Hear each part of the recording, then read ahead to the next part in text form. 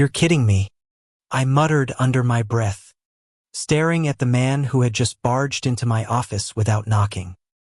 It wasn't that he had interrupted anything important. God knows the quarterly reports could wait. It was the way his presence immediately turned the air inside those four walls electric. Ethan Carter. My coworker. My rival. My late-night headache, and if I was brutally honest with myself, the star of more than a few shameful daydreams. He stood there with that maddening smirk tugging at his lips, one hand in his pocket, like he owned the room. Like he owned me. "Don't look so startled," he said, his tone dripping with casual charm that always seemed rehearsed but never failed to disarm. "I just thought I'd drop by." Drop by. As if the 30-second walk down the hallway, past 10 other perfectly functional offices, had nothing to do with me and everything to do with chance. I leaned back in my chair, trying to play it cool even as my pulse betrayed me. "What do you want, Carter?" That was when it happened. He closed the door behind him, the click sounding louder than it should have. And for a split second, his mask slipped.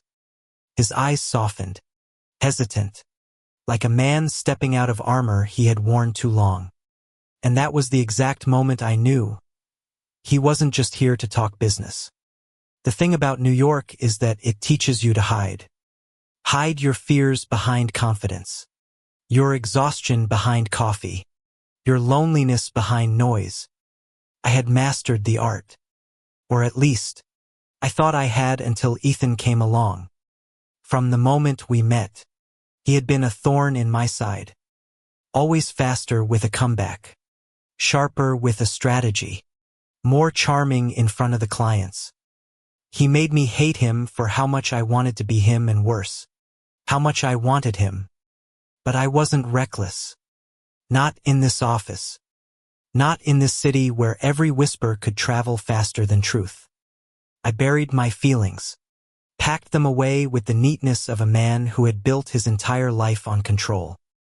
Except control doesn't stand a chance when he's standing 3 feet away, his cologne seeping into the air, his eyes searching yours like he's begging for something he doesn't yet know how to ask. "Don't play dumb," Ethan finally said, breaking the silence that had stretched too long. He walked closer, and I noticed the way his hand flexed against his thigh. Restless. "You know why I'm here?" My laugh came out harsher than I intended. "If this is about the Simmons account, I've already—" "Stop," he cut in. His voice wasn't sharp, but it wasn't soft either. It was desperate. That word alone should have rattled me. Ethan Carter didn't do desperate. He did calculated. Smooth. Untouchable. But standing here, inches away, I saw the cracks. And damn it, some part of me wanted to crawl through them, to find the man hiding underneath. "Ethan," I warned, because warnings were easier than admissions. "You shouldn't be here." His lips quirked into a bitter smile. "Maybe not, but I am." The tension thickened, the air heavy with words unspoken. And it met his was no accident. This wasn't some casual stop at a colleague's office. This was Ethan Carter choosing, maybe for the first time, to step off the script he lived by. My chest tightened. Memories flashed. Late nights when our desks were the only ones lit. The way his shoulder brushed mine during presentations. The silent looks we shared when no one else was watching. I had always told myself those moments meant nothing. That they were accidents. Coincidences. But standing here now, I couldn't lie anymore. Not to him. Not to myself. "You're making a mistake," I whispered, though every cell in my body screamed to close the space between us. His reply came low, almost trembling. "Or maybe I'm finally doing something right." I didn't realize I had stood until I found myself face to face with him. We were the same height, the same weight of breathless tension pressing between us. My heart pounded so loudly I wondered if he could hear it. For a second, neither of us moved. And then, something inside him broke. His hand reached up, fingers brushing against mine on the edge of the desk. Just barely. Just enough. That single touch was enough to send my carefully built world crumbling. We both pulled back at the same time, like two guilty teenagers afraid of being caught. My throat tightened, my skin burned, but my voice betrayed me. "You can't," I said. His eyes locked on mine, fierce now, defiant. "Can't, or won't." And there it was, the question I had spent years running from. Because the truth wasn't that I couldn't. It was that I was terrified of what would happen if I did. The room seemed smaller, the city outside quieter, the noise of my carefully maintained life fading to a hum. All that was left was him, standing there, waiting for me to choose between fear and honesty. And for the first time, I wasn't sure which one would destroy me more. I don't know how long we stood like that, suspended in a silence that felt louder than a scream. I should have stepped back, made a joke, deflected like I always did when life cornered me. But something in Ethan's gaze rooted me in place. "You think I don't see it?" he asked finally, his voice low but steady. "The way you look at me when you think I'm not paying attention." My chest tightened. "You don't know what you're talking about." A humorless laugh escaped him. "God, you're good at this. Pretending. Keeping every damn thing locked up. But I've been watching you, too. I've been noticing." The words hit me harder than they should have. Noticing. Such a simple word. Yet it cracked open something I had kept buried for years. I shook my head. Because denial was safer. "You're crossing a line." "Then draw it for me," Ethan said, stepping closer. His cologne cedar and something faintly citrus wrapped around me like a noose. "Tell me to stop. Tell me you feel nothing, and I'll walk out that door." His challenge hung in the air like a loaded gun. One word from me could end this, end us. Whatever this was before it had a chance to start. But my mouth stayed shut. He must have seen the battle in my eyes, because his shoulders softened. And for the first time that evening, he looked almost fragile. "You don't get it, do you?" he whispered. "I'm not here to mess with you. I'm here because I'm tired of pretending, too." Those words should have comforted me. Instead, they terrified me, because they meant I wasn't imagining this. They meant the thing I had feared most, the possibility of wanting, of being wanted, was real. I turned away, pacing toward the window, desperate for the city lights to ground me. Manhattan sprawled below us, endless and uncaring. People were out there living their lives, laughing in bars, holding hands in the streets, free. Meanwhile, I was here, trapped between the man I wanted and the world that would crucify me for it. "Ethan," I said at last, my voice rough. Whatever you think this, it can't happen." "Why not?" His tone wasn't defiant anymore. It was pleading. I spun to face him. "Because this is New York. And this is our office. And you're you and you're what?" His eyes burned into mine. "Afraid? Ashamed? Or do you just think you don't deserve this?" The words sliced through me. I hated how well he read me, how easily he stripped away the armor I had spent years building. "I can't risk it," I said finally. "Not here. Not now." For a heartbeat, pain flickered across his face. But then he smiled, small and sad, like he'd expected nothing less. "Yeah," he murmured. "That's what I thought." He moved toward the door, each step heavy, and the sight of him leaving felt like losing something I hadn't even let myself claim. My throat ached. My hands curled into fists. And yet, I let him go. The door clicked shut, and the silence that followed was deafening. I sank into my chair, pressing my palms against my eyes. My body was trembling, my chest tight with something dangerously close to grief. What the hell had I just done? That night, couldn't sleep. Every time I closed my eyes, I saw his face, those raw eyes, that almost touch, the way his voice cracked when he said he was tired of pretending. I tried drowning myself in work, in whiskey, in the cold comfort of meaningless numbers and glowing screens. But nothing silenced the echo of his words. And when dawn crept through my apartment windows, painting the walls gold, I realized something I had never dared admit before. I didn't want to be free of him.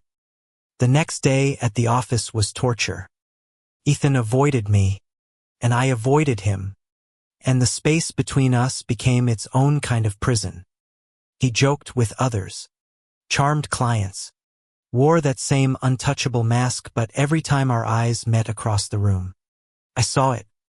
The storm. I lasted 3 days before I cracked. It was late again. The office emptied out. When I found myself standing outside his door, my hand hovered over the wood, heart pounding like a war drum. One knock. That's all it would take. But what if he hated me now?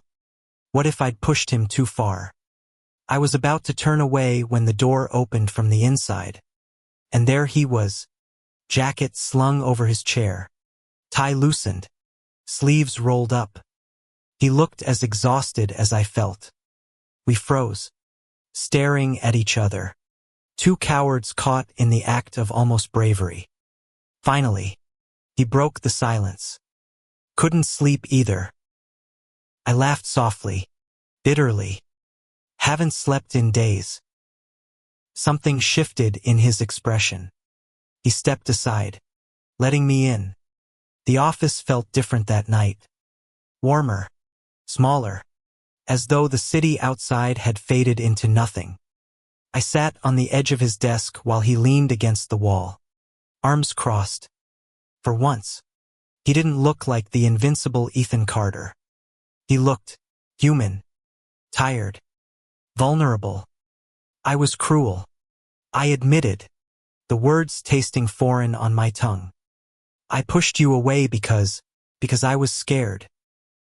His jaw clenched. Scared of me. Scared of this, I said, gesturing between us. Scared of wanting something I might lose. Of being seen. Of being judged. Take your pick. Silence stretched. Heavy but not unbearable. He studied me. I softer now. Like he was peeling back my defenses one by one. You think I'm not scared? Too. He said at last. You think I don't lie awake wondering if I'm about to ruin my career, my life, everything I've built. But then I look at you, and none of that matters. His voice cracked, and it undid me. I stood, closing the space between us before I could think better of it. My hand brushed against his, tentative but real. For a second, he didn't move. And then, slowly, his fingers curled around mine. And just like that, the ground beneath me shifted. There are moments in life when you know, without a doubt, that everything is about to change. Standing there, his hand in mine, I knew I had crossed a line I could never uncross. But for once, I didn't care. For a long time, neither of us spoke. His hand in mine felt both impossibly right and terrifyingly fragile. Like glass I might shatter if I held too tight. I wanted to believe that if I stayed still enough, silent enough, the world would forget us for just one night. But reality has a way of clawing back in. This doesn't fix anything, I whispered, though I didn't pull away. Ethan tilted his head, studying me with that frustrating intensity that always made me feel like I was under a microscope. Maybe not, he said softly, but it's a start. I laughed bitterly. A start to what? Getting fired. Ruining both our lives. Or, he countered, his grip on my hand tightening. A start to finally living them. The words lodged in my chest like a blade. Because deep down, I knew he was right. I had spent years existing, not living. Years playing the role expected of mess harp suit. Controlled voice. Flawless mask. But when Ethan looked at me like that, I couldn't hide behind any of it. And God terrified me. The next week was hell. We didn't talk about that night. Not at the office. Not in the hallways. Not even in the elevator rides where silence used to be our shield. But silence had turned into something sharper. Heavier. Almost unbearable. Worse. People noticed. Everything good between you two? Sarah from accounting asked one morning. Eyebrow arched. You're usually bickering like an old married couple. I forced a laugh. But Ethan froze beside me. His jaw tight. We brushed it off. But the implication lingered. The thing about offices is that they're ecosystems built on gossip. Whispers spread faster than facts. And in a place where reputation was currency, any crack in the facade was dangerous. I wanted to protect us. But what I didn't realize then was that trying to shield a secret can sometimes make it burn brighter. One night, after another endless day of pretending, I found myself at a dive bar downtown. Not one of the polished lounges where clients sipped overpriced whiskey, but the kind of place with neon lights and sticky floors. I wasn't expecting to see him there. He sat alone in a corner booth, nursing a beer, looking more undone than I'd ever seen him. No tailored jacket, no polished grin, just Ethan raw, human, beautiful in his unguarded exhaustion. My heart lurched. He noticed me almost immediately. His lips twitched, like he couldn't decide whether to smile or curse. Guess fate's got a twisted sense of humor, he said as I slid into the booth across from him. Or maybe New York's just small when you're trying to hide. I replied. The silence between us was different this time. Not sharp, not suffocating, just heavy with all the things we hadn't said. Finally, I broke. I can't keep doing this. His eyes flickered, wary. Doing what? Pretending I don't, the words caught in my throat, stubborn and raw. Pretending I don't feel it. For a second, he just stared at me. And then, slowly, like he was afraid I'd vanish, his hand reached across the table. I let him take mine. We didn't kiss that night. We didn't need to.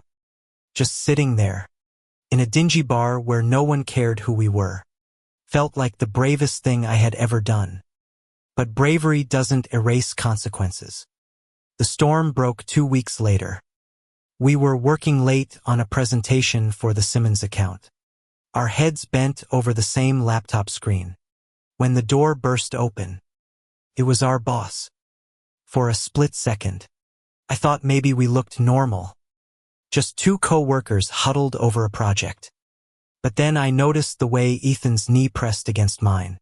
The way our shoulders leaned too close. The way I had been smiling without realizing it. Her eyes narrowed. I hope this project is getting the attention it deserves, she said. Voice cool. Controlled. But there was something in her Tania question. An accusation. A warning. Yes, absolutely. I stammered, pulling back as if distance could erase suspicion. Ethan said nothing. He just closed the laptop, his face unreadable. She lingered for another heartbeat, then left. But the damage was done. That night, after the office emptied out, Ethan confronted me. You pulled away, he said, his voice flat. I had to. I snapped. She saw us. She knows something. Knows what? That we were working late. That we were sitting too close. His frustration cracked through his usual calm. You think running from me every time someone looks at us is going to keep us safe? It's going to keep us employed. I shot back. His jaw clenched. Maybe I don't care about safe anymore. Well, I do. The words exploded out of me. Too loud. Too raw. My throat tightened. I can't, Ethan. I can't lose everything I've worked for. Not like this. He stared at me for a long time, his chest rising and falling. Before he said quietly, maybe the problem is you don't know what's worth losing. And then he walked out, leaving me alone with the echo of my own cowardice. The days that followed were brutal. He avoided me completely, this Tim Eno sidelong glances. No sarcastic remarks in meetings. No stolen moments after hours. It was as if he'd erased me from his orbit. I should have been relieved. Distance was what I'd wanted, wasn't it? Safety. Control. Instead, felt like suffocating. I missed him in ways I couldn't admit out loud. I missed the fire of his arguments, the spark in his eyes, the way he made me feel alive even when he was driving me insane. Without him, the office felt colder, emptier, unbearable. And that was when I realized he was right. I didn't know what was worth losing, but I knew what was worth fighting for.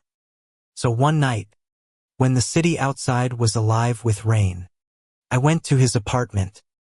I stood soaked on his doorstep, heart in my throat, and when he opened the door, his eyes widened in shock.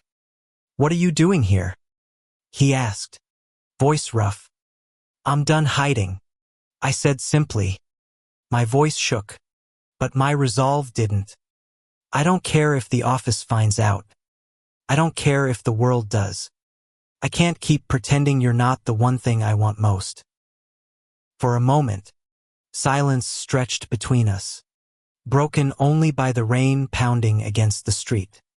Then, slowly, Ethan stepped aside, letting me in, and when the door closed behind me, I knew there was no turning back. The sound of the rain filled the silence between us, pounding against the pavement, running in rivulets down my soaked jacket. Ethan didn't move, didn't speak, just studied me like he was trying to decide if this was another illusion, another half-confession I'd retreat from. I forced myself to hold his gaze. "I'm here because I can't keep lying to myself. Not anymore. I need you to know that." His lips parted, but no words came out. His eyes softened, then hardened again, as though he was wrestling with himself. Finally, he stepped aside. "Get in before you drown." The warmth of his apartment hit me the second I crossed the threshold. It smelled faintly of cedarwood and coffee, lived in but neat, with books scattered on the shelves and a jacket thrown carelessly over a chair. So very him. I peeled off my wet coat, hands trembling. Ethan took it wordlessly and hung it up, his movements precise, deliberate. The tension was unbearable. "Say it again," he said finally, his back still to me. "What?" He turned, eyes blazing now. "Say it again. That you're done hiding. That you're not going to run." I swallowed hard. "I'm done hiding, and I'm not going to run." The words came out steadier than I felt, but once spoken, they rooted deep inside me. Ethan's jaw worked, like he was still trying to believe it. Then, in a single stride, he crossed the room and pulled me into him. The kiss wasn't gentle.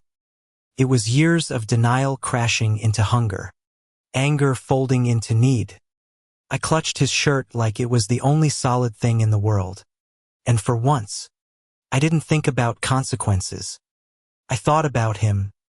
Only him. The days that followed were a blur of stolen moments. Coffee breaks that lasted too long. Hands brushing in the copy room. Late nights where work meant lingering close enough to feel each other breathe. At his apartment, we built a fragile world of our own pizza boxes. Laughter. The quiet comfort of two bodies finally allowed to exist without restraint. But outside those walls, reality loomed. At the office, I caught whispers.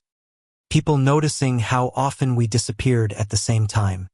How his sharp edges softened around me. How I smiled in ways I never had before. And every whisper felt like a thread unraveling, pulling us closer to exposure.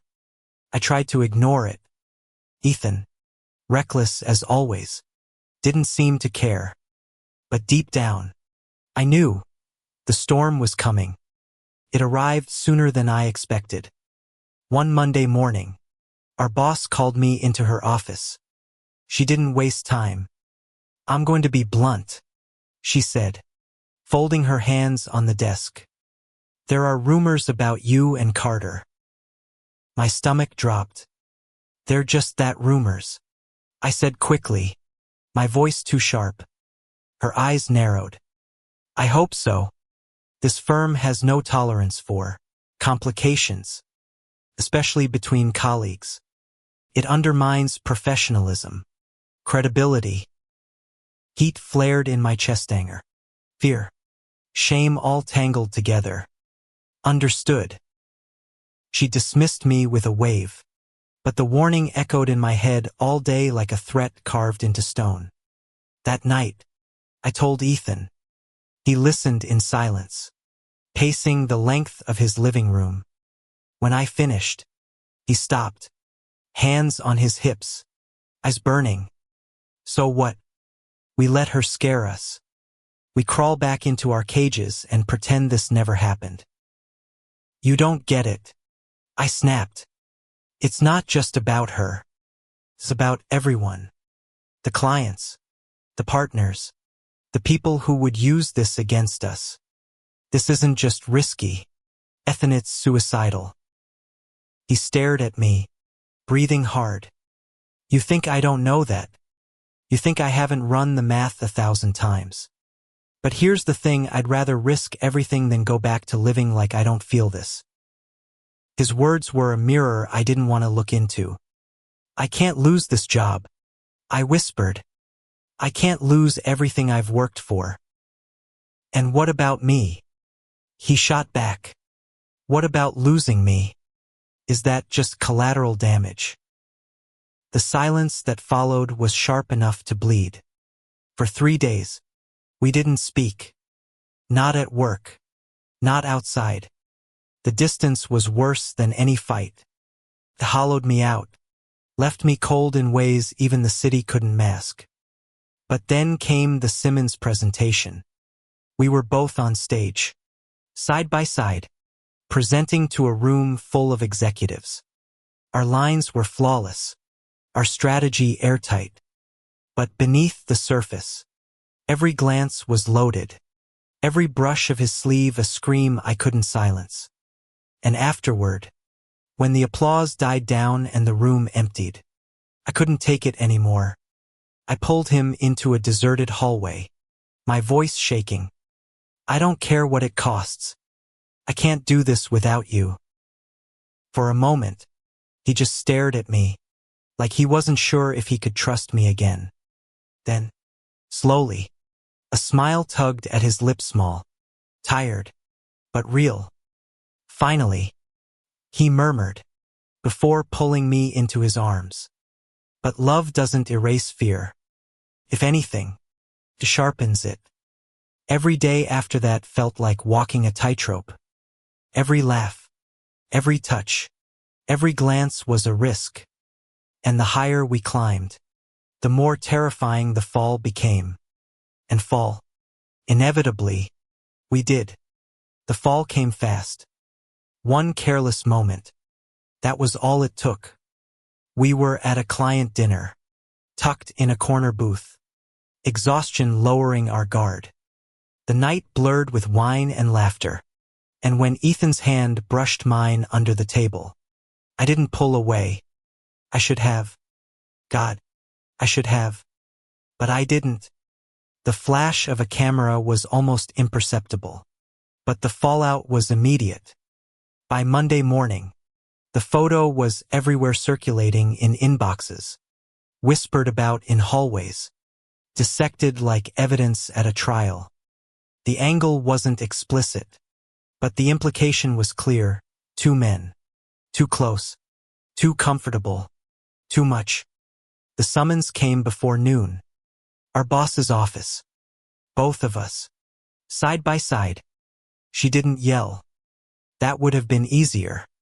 Instead, she spoke in that cool, surgical tone that cut deeper than anger. This firm thrives on reputation. On trust. Do you understand what it means to jeopardize that? Neither of us spoke. My throat was dry. Ethan's jaw clenched tight. You have put us in a compromising position. Clients talk. Partners notice. Will not have this kind of distraction on my team. The words landed like hammer blows. In the end, it wasn't even a choice. Ethan resigned on the spot. He didn't look at me as he said it. Didn't flinch as he signed the papers that ended years of work in a single stroke. I wanted to speak, to stop him, to say something that would undo the unraveling. But my tongue was heavy with fear, with shame, with the bitter knowledge that he was braver than me. And then he was gone. The weeks that followed were a hollow blur. I buried myself in work, clung to the remnants of the life I'd fought so hard to build. But nothing filled the silence he left behind. Every corner of the office was a ghost of him, his laugh echoing in conference rooms, his cologne lingering in the elevator. At night, I dreamed of him.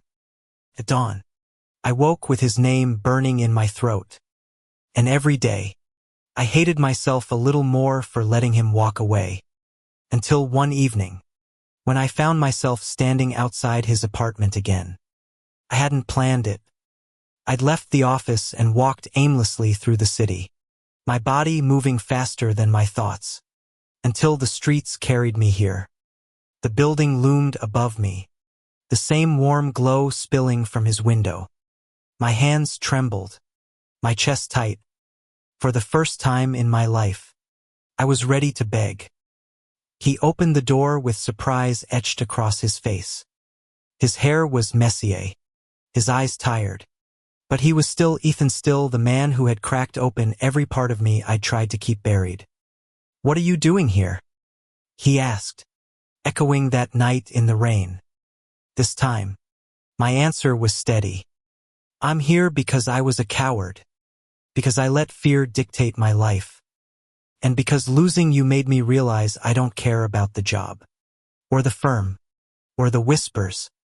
Care about you, only you." For a long, breathless moment, he just looked at me, and then his expression softened, the anger melting into something achingly tender. "You're late," he murmured, and then he pulled me in. Loving him after that wasn't easy. It was messy, terrifying, imperfect. We stumbled through fights and insecurities, through the weight of what we'd lost and the uncertainty of what lay ahead. But for the first time, I didn't run. We found new work, smaller firms, projects that didn't demand our souls as collateral. We learned to live without hiding, to hold hands in public, to laugh without checking who was watching. And slowly, the city that once felt like a cage became our home. One morning, months later, we stood together on his rooftop, coffee steaming in our hands, the skyline unfolding in gold. The world was loud beneath us, but up here, it was just us two men who had walked through fire and come out scarred but standing. Ethan rested his head against my shoulder. "You ever think about how it all started?" he asked. I smiled. pressing a kiss to his hair. You walking into my office like you owned the place. He chuckled softly. Best mistake I ever made. I tightened my arm around him, the city stretching infinite before us. No, I said. It wasn't a mistake. It was the beginning. And for the first time, I truly believed it. Because real love isn't about safety. It's about choosing each other. Again and again. Even when the world tells you not to. And in that moment, with him in my arms, I knew I would never choose anything else. Thank you for listening. If you find it interesting, please like and subscribe to follow the next stories.